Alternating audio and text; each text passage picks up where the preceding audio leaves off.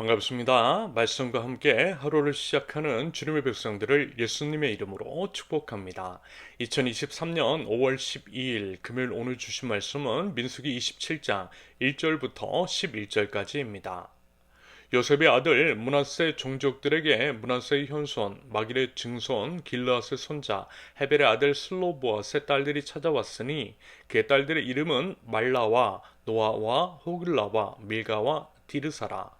그들이 이 회막문에서 모세와 제사장 엘르아살과 지휘관들과 온 회중 앞에 서서 이르되 우리 아버지가 광야에서 죽었으나 여호와를 거슬러 모인 고라의 무리에 들지 아니하고 자기 죄로 죽었고 아들이 없나이다. 어찌하여 아들이 없다고 우리 아버지의 이름이 그의 종족 중에서 삭제되리이까? 우리 아버지의 형제 중에서 우리에게 기업을 주소서 하매 모세가 그 사연을 여호와께 아뢰니라.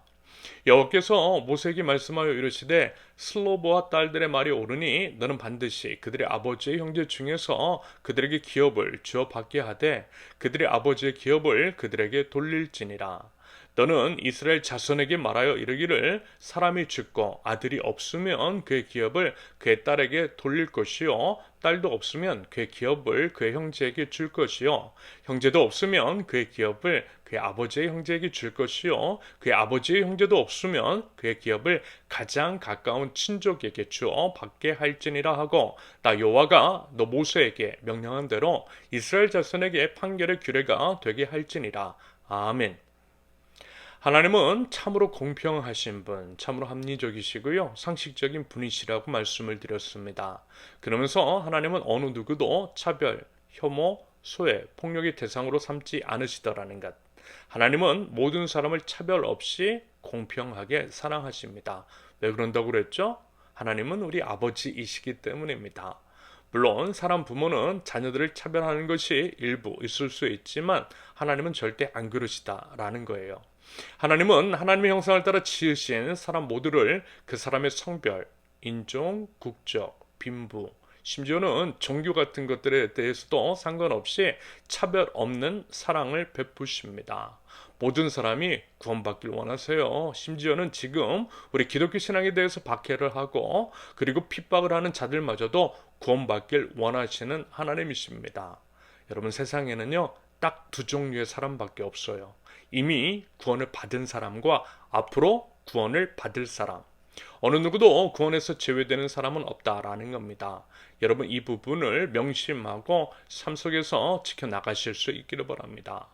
여러분 하나님의 나라는요 이런 곳이라고 했어요. 하나님의 나라는 마주하는 모든 사람들을 하나님처럼 여기는 곳입니다. 모든 사람의 모습 속에서 우리 인간의 원형인 하나님을 볼 줄 알고 하나님처럼 여기는 것, 그것이 바로 하나님의 나라라는 거예요.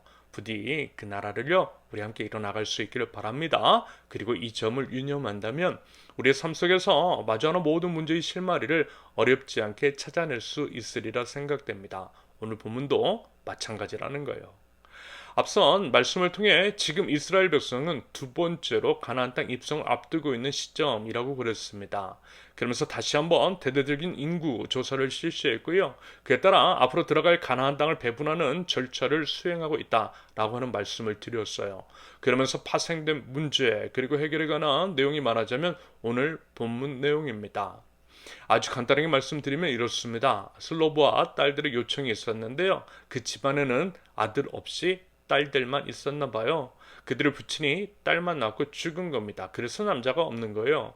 그런데 남성 중심적인 유대 사회. 참고로 하나님은 남자와 여자, 여자와 남자를 차별하지 않으시지만 그 당시 사회 문화가 남녀를 차별한 면이 분명히 있었고 유대 사회 안에도 그런 면이 있었던 겁니다. 그래서 가업을 입고 가문의 땅, 기업을 이어받는다라고 할 때 아들 중심으로 이어받게 했던 거예요. 그러면요, 필연적으로 딸만 있는 집에서는 문제가 생기겠죠.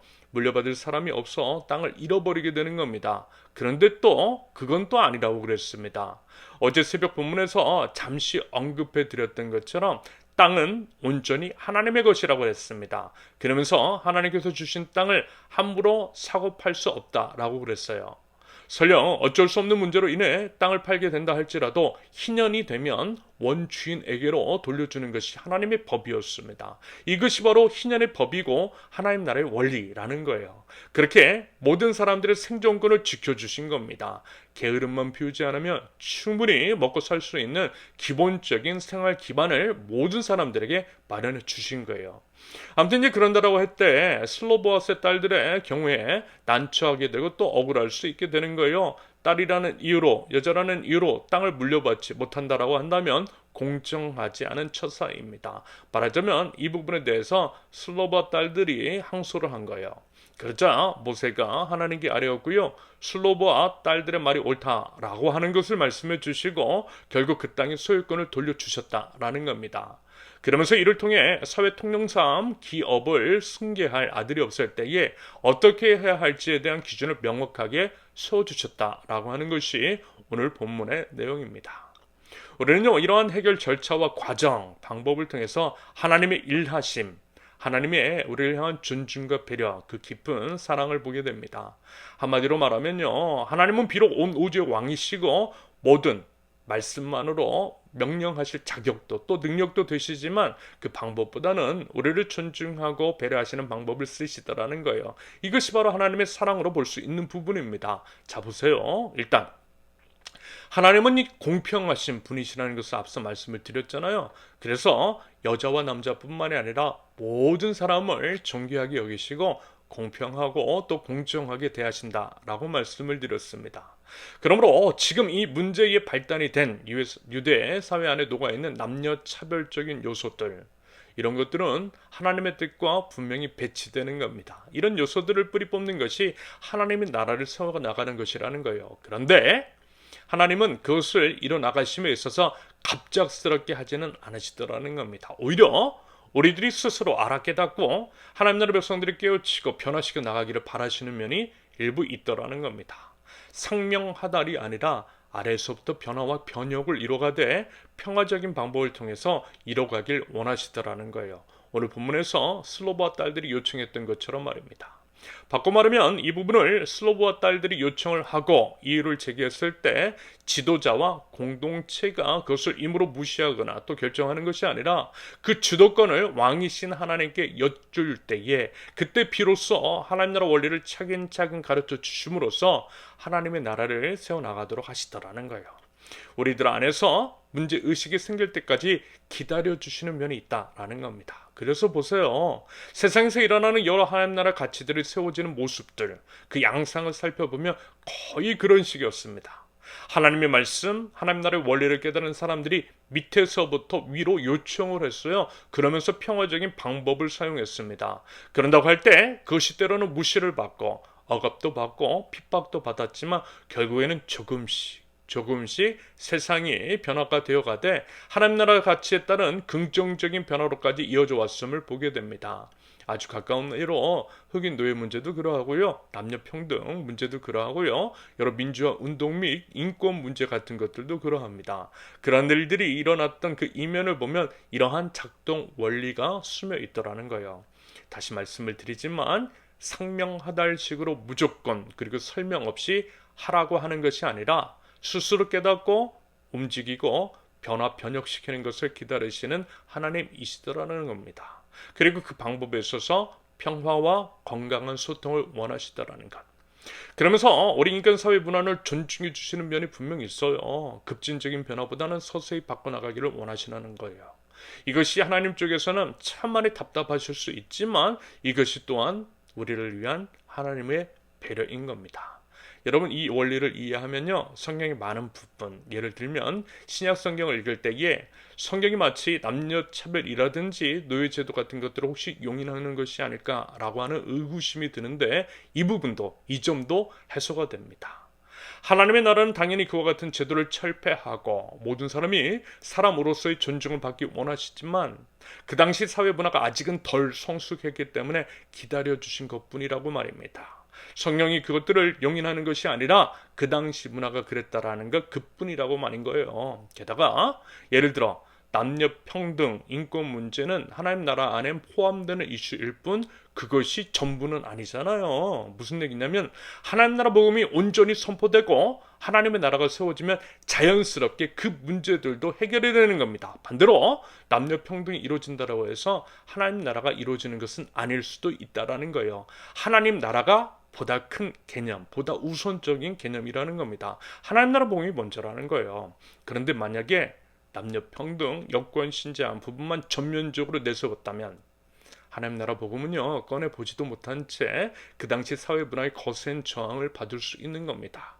그래서요 아주 잠깐만 우리 사회 문화가 변화 성숙될 때까지만 우리 하나님께서 그 못난 부분을 기다려 주시는 것으로 이해하시면 되겠습니다. 그래서요 하나님의 배려와 존중이라고 하는 표현을 쓴 것이고요 그 안에 하나님의 사랑이 담겨 있다라고 하는 말씀을 드린 겁니다. 여러분 하나님을요 하나님 나라 복음을 제대로 이해하실 수 있기를 바랍니다. 그럼으로써 부디 바른 이해에 따른 바른 적용으로 아름다운 하나님의 나라, 공생과 상생, 지속적인 공존을 지향하는 우리 세우는 교회 하나님 나라 공동체를 만들어 나가는 저 여러분들이 되실 수 있기를 예수님의 이름으로 축원합니다. 함께 기도합니다.